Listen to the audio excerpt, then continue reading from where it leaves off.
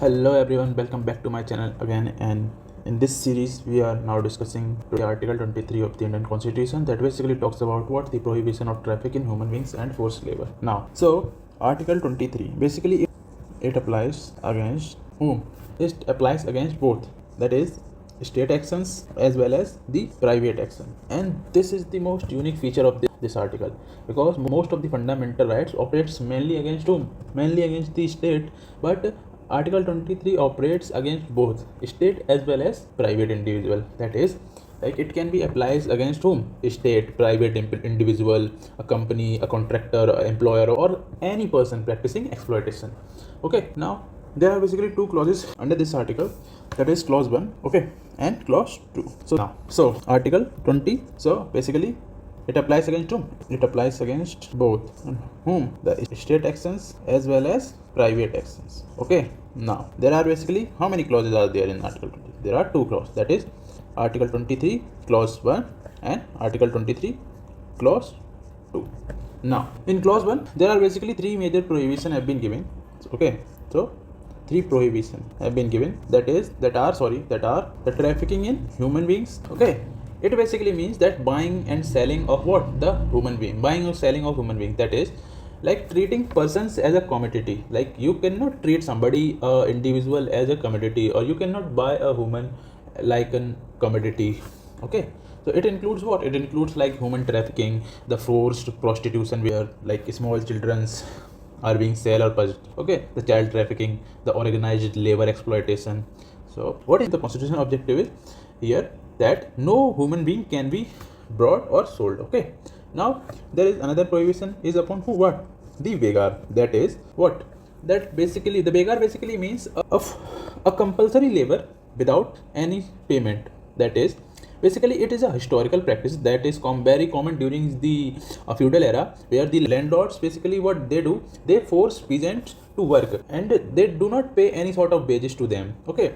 So like for example the forced agriculture work. Okay. And then the third provision which have been given under Article 23 clause 1 is what? The other similar forms of what? The forced labor. Okay. That is any work performed against the free will, like a debt bondage, like forced industrial labor, a child labor under coercion. Okay. Like any work performed against the free will. Okay. So now in clause 2, that now we will read the clause. Now we will read about the 23 clause 2. Basically in this clause there is an exception. What exception has been given? And basically it said that the state may impose compulsory service for public purpose. Okay. That is, अगर government चाहे तो compulsory services को impose कर सकती है for what? For public purpose. Like you have seen in some countries where there is a compulsory military service. Okay. So it basically give exception that state may impose what? The compulsory service. So exception to compulsory services. Okay. But there is a sort of limitations is also given, that is that while imposing the compulsory services, the state, there is sort of restriction over the state, that state what? State can discriminate. They not discriminate on certain grounds, and those grounds are what? The race, the religion, the race, religion, the caste and class. Okay. That is, while imposing the compulsory services, state cannot discriminate on ground like race, religion, caste or class. Therefore, what does it basically means? That there should be no selective burden, or there should be no social bias or any sort of communal preference. The equality principle must be preserved. Okay. This is basically an overview of Article 23. So now we will read each clause in a depth. Okay. So now under Article 23 clause 1, as we have read above, that the trafficking in what? The human beings and Begar and other similar forms of forced labor are prohibited. Okay. Now what is the objective of Article 23 clause 1? The objective here is to protect what? Is to protect basically what? The human dignity. Is to promote what? Is to promote a social justice. So we have read above those three practices that has been prohibited. What are those? Okay. That is what? So trafficking in human beings. That is what? The buying and selling of human beings. That is the commercial use of a person. Like human beings are treated as a commodity or a property. So it includes what? The human trafficking, the slave trade, the child trafficking, the forced prostitution. So the basic constitutional principle here is that the human beings cannot be bought or sold or exploited. You cannot treat a human being as a commodity or property. Okay. Now the second one, that is what? Begar. Now what does Begar means? A compulsory labor without payment. So its origin is from what? Its origin can be traced from a feudal society or a zamindari system, where basically what happened, that a landlord or a zamindar basically forces the villagers to work free of cost. Okay. And now then there is the third one. What was that? The third one is what? The other similar forms of forced labor. Okay. So what does it basically means? Any labor that is against the free will. What? Against the free will of a person. Like suppose a physical force or a threat or intimidation or a certain economic necessity, these type of compulsions are being put on an individual to obtain their labor against their free will. Okay.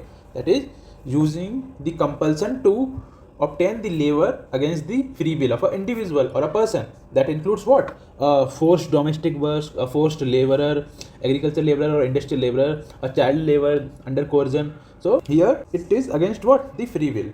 So the constitution principle is that labor must be what? Labor must be voluntary. You cannot put a compulsion, a physical force or a threat upon somebody to obtain their labor.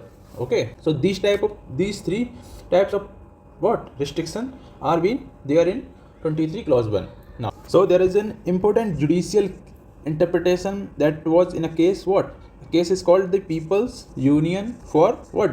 Democratic Rights versus the Union of India in 1982. Okay, and it is also called the Asiaid Workers case. So here in this case, basically the Supreme Court held that the forced labor is not only through a physical force. It can be a economic compulsion, because the poverty can become a coercion, and a payment below a minimum wages amounts to what?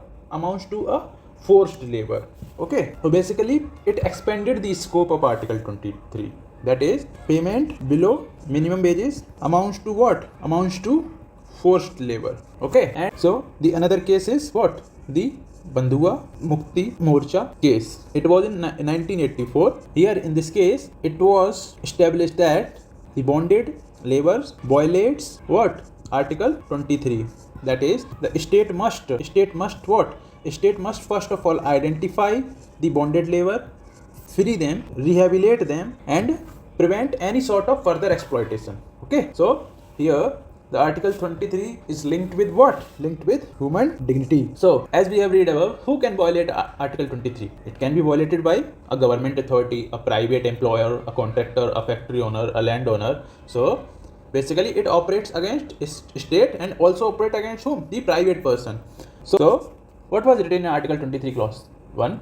That is the violation of Article 23 clause 1. That is, any contravention becomes an offense that will be what? Punished according to law made by whom? Law made by parliament or state. Okay, like for example, there are many laws like the Bonded Labor System Abolition Act, that was in 1976, and the Immoral Traffic Prevention Act of what? 1956, and the Child and Adolescent Labor Act. Okay, so what is the essence of Article 23 clause 1? The essence is that there is total prohibition over the human trafficking or any sort of sale of human being.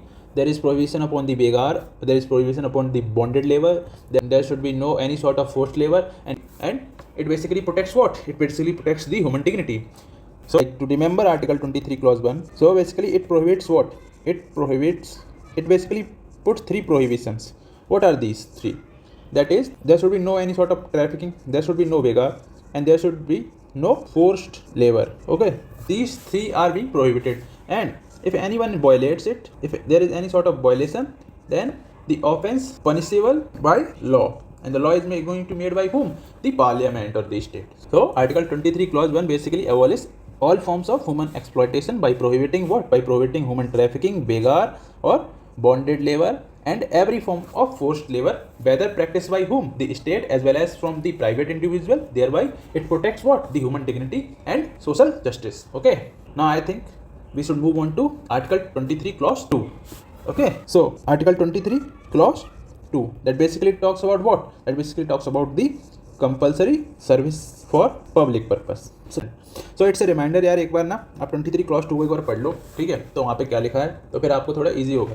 So basically article 23 clause 1 में क्या है, it basically prohibits what, the forced labour, the begar, the human trafficking. Okay, but under article 23 clause 2 it's create a limited exceptions, a sort of a limited exceptions, like it permits what, a compulsory service for public purpose. Now if we read article 23 clause 2, it said that nothing in this article shall prevent the state from imposing compulsory service for public purpose. That is, under article 23 clause 1 there are certain provisions have been given that there are certain prohibition upon the forced labor, the begar, and upon the human trafficking. But under article 23 clause 2 it create a limited exception and it permits what, the compulsory services for public purpose.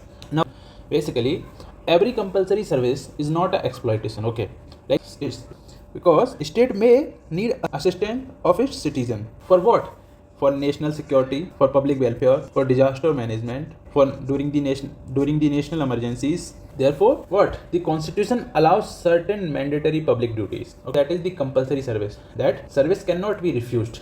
A duty is imposed by a law and the obligation existed in public interest, and it is not going to be considered as a forced labor if it meets constitutional conditions. Now there are certain key conditions, that is what, that the compulsory service, the key expression is the compulsory service, that is service cannot be refused, the duty is imposed by a law and the obligations existed in a public interest.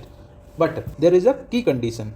What is the condition here? The condition is that it must be for what, must be for public purpose, that is benefit of a society as a whole or benefit of a nation or a community, and not for private gain or personal benefit. Now it can be a compulsory military service. Okay, like it can be a compulsory service during a disaster, that is during the disaster relief operation or a flood relief work or a earthquake rescue activities. Okay, so any sort of compulsory service that basically benefiting the public at large. Okay, so there is another part of article 23 clause 2 that basically said that what, the known requirement, that is even while imposing the compulsory services, the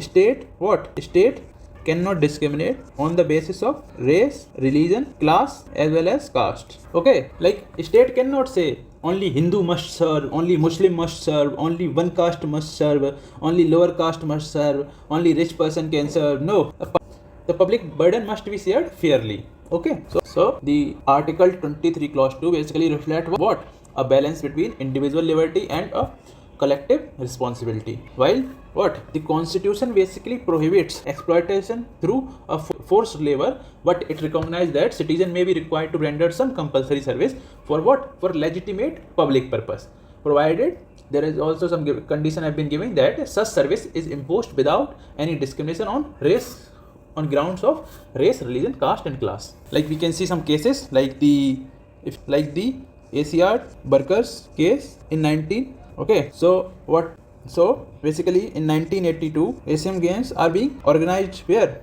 in Delhi. Okay, Delhi में क्या था, Asian games organise हुए थे, तो उस time पे बहुत ज़्यादा कंस्ट्रक्शन प्रोजेक्ट्स चले थे, like the stadium, the road, the flyover and other infrastructure works. So thousands of labour being employed, so बहुत सारे लेबरर्स को वहाँ पे एम्प्लॉयड किया गया था. और उसके बाद एक एलिगेशंस लगाए थे दैट दी वर्कर थे उनको एक्सप्लॉयट किया गया है, उनको मिनिमम वेजेस भी नहीं दिए गए हैं और लेबर लॉस का वायलेशन हुआ है, जो माइग्रेंट वर्कर थे उनको साथ मिसट्रीट हुआ है. सो दी PUDR, that is what, the People's Union for Democratic Rights, basically they conduct an investigation and found what, the violation of labor laws and filed a PIL before the Supreme Court. So basically in this case the Supreme Court said that forced labor is not merely a physical compulsion. Okay, like कोई अगर गरीब आदमी है, ये individual है, तो अगर ये पुअर है, हंगर है, so what basically Supreme Court said that a poverty or a hunger can compel a person to work, So the economic necessity can compel labor. Therefore, coercion not need be of physical only. It can be a economic coercion. So basically, in this case, the forced labor includes what? It basically includes what? The physical force. It can be a legal compulsion. It can be through threat. It can be through the economic pressure, the poverty-induced compulsion. So what? It can be due to a lack of real choice. So Supreme Court basically said that the free consent must be what? It must be genuine. If a worker is paid less than the statutory minimum wages, then the such labor amounts to what? A forced labor under Article 23. So अगर आप किसी को minimum wage जो statutory limit है minimum wages की उससे अगर आप उसको कम पे करते हो तो it basically amounts to what? A forced labour under article 23 and he can sue you in court. Like basically अगर आप किसी को मिनिमम वेजेस से जो स्टैट्यूटरी लिमिट है उससे कम देते हो उसको वेजेस, तो वो आपके साथ केस कर सकता है और वो आपको कोर्ट में घसीट सकता है क्योंकि उसका फंडामेंटल राइट आप वॉयलेट कर रहे हैं article 23. And there was an another case that is the what? The Bandhu Mukti Morcha versus Union of India. It was in 1984 and it is famously known as the bonded labor case. Okay, so basically it was a social organization. Bandhua Mukti Morcha is a social organization that basically worked for abolition of bonded labor, the labor rights and human rights protection. Okay, so basically इस case में क्या था कि फरीदाबाद हरियाणा में एक पत्थरों की खान थी. ठीक है, फरीदाबाद हरियाणा में पत्थरों की खान में बहुत सारे लार्ज नंबर में क्या लेबरर वर्क कर रहे थे और उसमें जो ये सोशल ऑर्गेनाइजेशन थी इन्होंने एलिगेशंस लगाई थी कि वहाँ पे क्या एक डेप्थ बॉन्डेज और बॉन्डेड लेबर सिस्टम चलाया जा रहा है. वहाँ पे चाइल्ड लेबर हो रही है, वहाँ पे जो लीगल बेनिफिट्स मिलने चाहिए वो नहीं दिए जा रहे हैं, लेबर लॉस का वायलेशन हो रहा है. ठीक है, और जो वर्कर्स हैं बहुत ही पुअर कंडीशंस में काम कर रहे हैं. Then a letter was sent to Supreme Court to highlight the what? The exploitations. So Supreme Court treated that letter as an PIL and it expanded access to justice for poor and these vulnerable peoples. Okay, now what is bonded labor? So what is bonded labor? Suppose a laborer takes a loan, okay, and उसके बाद क्या होता है वो उसको repay नहीं कर पाता, like he is unable to repay the debt. So he was forced to work for the creditor. Okay, like suppose Mr. M ने Mr. P को क्या लोन दिया. ठीक है, अब इन्होंने इसका लोन रीपे नहीं कर पाया. जब रीपे नहीं कर पाया, जब डेप्थ रीपे नहीं कर पाया तो ही वाज फोर्स्ड टू, अब he will forced Mister P to work for him and the Mister P's movement was restricted. The wages giving to Mister P were extremely low और sometimes they didn't receive any sort of payment. Okay, so this lead to what? A generational डेप्थ. जब ये एक जो ये PIL थी इसको जब देखा तो सुप्रीम कोर्ट ने बोला दैट हाँ कि जो बॉन्डेड लेबर है वो जो खान है वहाँ पे बॉन्डेड लेबर हो रही है और जो लेबर्स हैं उनको एक्सप्लॉइट किया जा रहा है, लेबर लॉज भी वायलेट हो रही हैं. तो बेसिकली द स्टेट जो स्टेट था, so basically it said that right to, so basically in this case supreme court said that under article 21 the right to life is not mere animal existent. The right to life includes what? A right to live with human dignity, the humane working condition, the protection against exploitation or basic necessity of life. Okay, so here the bonded labor basically what? It basically violates Article 23 and the human dignity.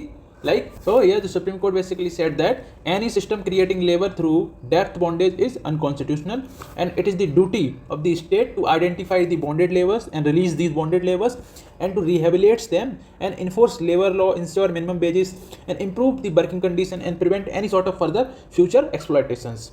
And this case is also a good example of what? A judicial activism where court did not remain passive. It basically appoint a commissioner for finding facts and collecting the ground level information, ensuring that the enforcement of rights. Okay, so here the basic message is that the poverty cannot take away somebody's rights and the human dignity is not negotiable. Okay, so the bonded labor is unconstitutional and state must act positively. The fundamental right must reach to the weakest section of a society. So in this case bonded labor held as unlabor. Okay, now I think we have covered this Article 20. So thank you for watching my video and please do like, share, subscribe, and if there is an option of hype coming in then please do hype my video.